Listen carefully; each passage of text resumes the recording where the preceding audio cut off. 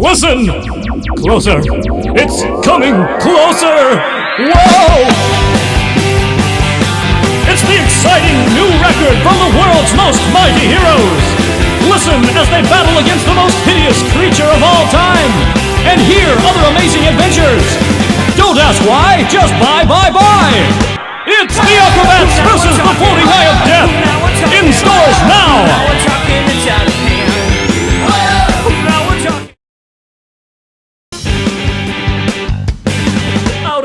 10 out of 10 song, one of my top 3 Aquabat songs ever. It kind of feels too long for a 3-minute song, but it's still a solid song, you know. It's a solid 9 out of 10, in my opinion. This is a very solid song. It is my cadet name after all, but it could have been a little bit better if it was a single. That would have been like, it would have made it like a little bit more special. Still an 8 out of 10 though. What the f is his name? Like, genuinely, who thought of Lotto Fever? Better Than This from the 3-song sampler was a much better name. What the f is a Lotto Fever? Where in the song do you hear Lotto Fever? I don't understand this at all. You know, just for that, I'm going to give that a 6 out of 10. It would have been better if it was named Better Than This than Lotto Fever, but I just hate the name. Honestly, it's one of the better romance songs, but I feel like it would still fit a lot more better in Charge than Floating Eye. But still, a solid A. A solid A. It's an okay song, but I feel like they should have just retaliated and made it more punk rock. The most American Aquabat song they have ever made. I don't know why I think of that, but it's just what I think of Gluey Hands. The guitar on this is very, very, very good. It is very good. Chainsaw or Q, whoever did the guitar on this, I love you. But I really also do wish they could play this song more live. As a matter of fact, I think it would be a great opener. I think this as an opener would be very good alongside Danger Woman. That Danger Woman and this song would be very good as openers. I really do not know how to feel about this song because I feel like it would be fun to play live, but also it sounds really hard to play. Like, I feel like they just like made this song as like a one and done.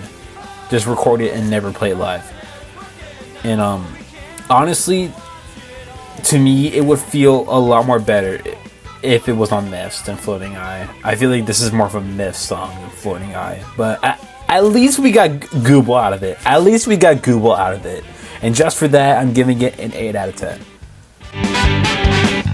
I really do love the inspiration from Bohemian Rhapsody. And the ending is just like, it really puts it together. It really does.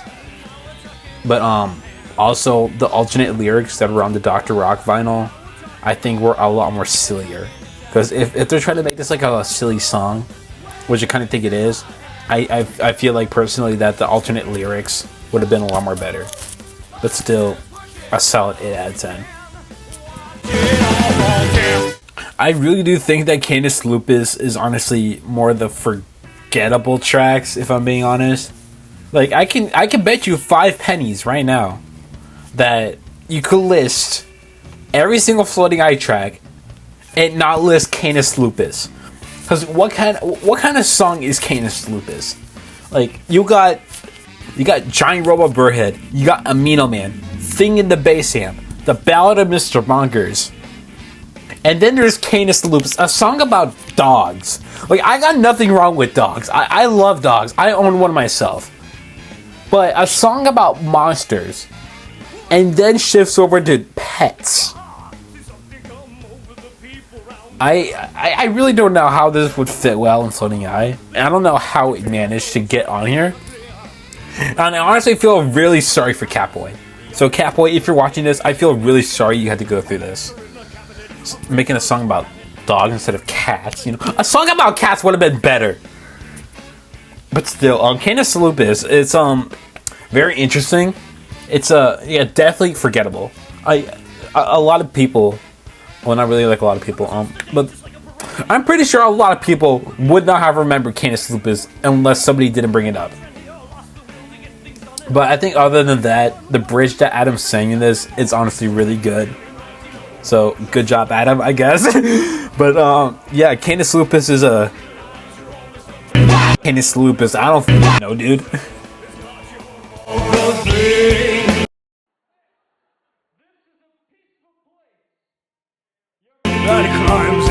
This track is honestly another top 3 song for me, because it's just like really like spooky and like Monster's Wedding is also spooky, but Thing in the Bass Amp, it's just like it's a really good. I love it. I think I could play this easily on the drums. I'm just saying I could play this on the drums easily.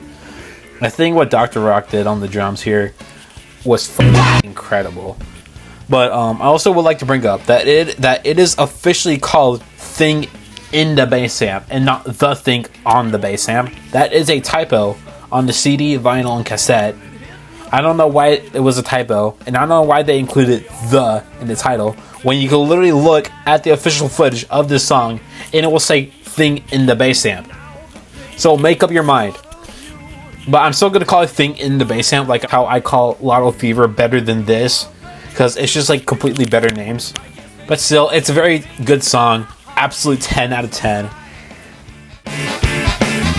Amino Man is interesting. I mean, it's a very good song. Don't get me wrong. I almost considered this for my cadet name, but I stuck up with Antimatter. Anyway, I really do love how Jaime the Robot decided to just make an impression of Dexter Holland. I think that was one of the more funniest things about this song. And I also would like to bring up that in the official lyrics, according to the CD and vinyl and I guess cassette, I don't know. I'll put it on screen right here, but this lyric, it kind of doesn't make any sense because it's not in the actual song, so I don't know why they put it on here. But he's the beefcake man in a skin balloon, 2-part muscle, 1-part goon. I really don't know how I should feel about that.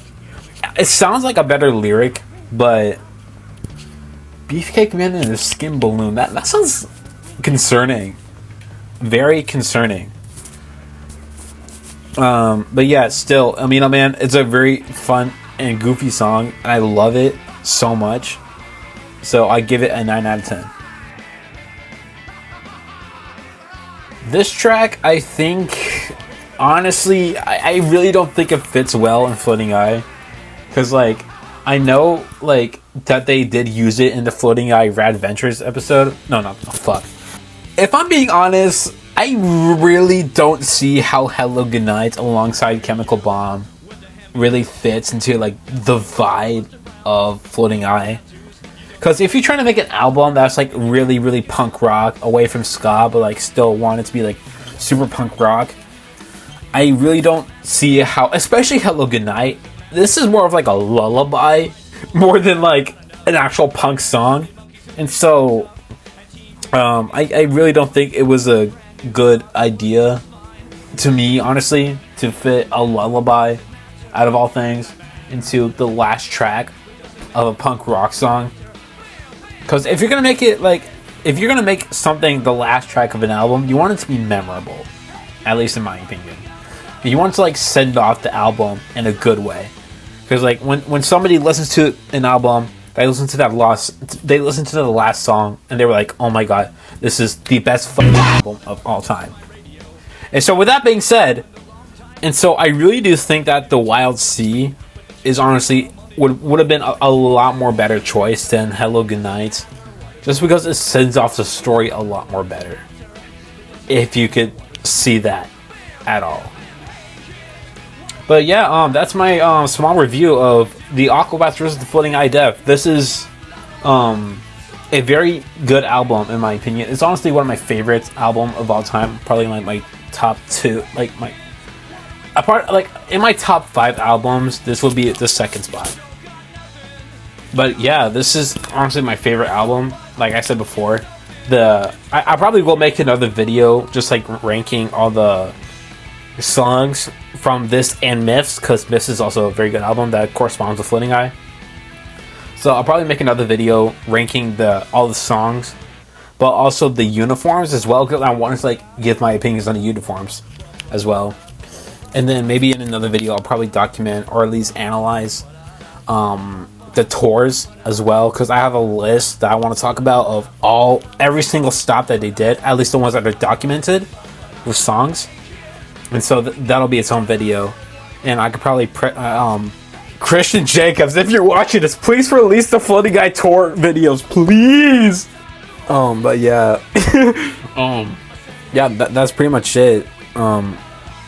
I guess. Thinking, your kids aren't so bad.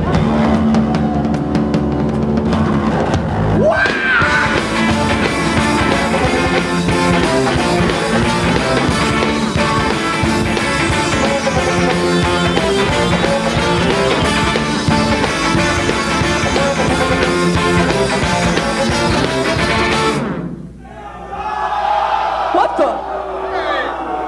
Leave him alone, dude.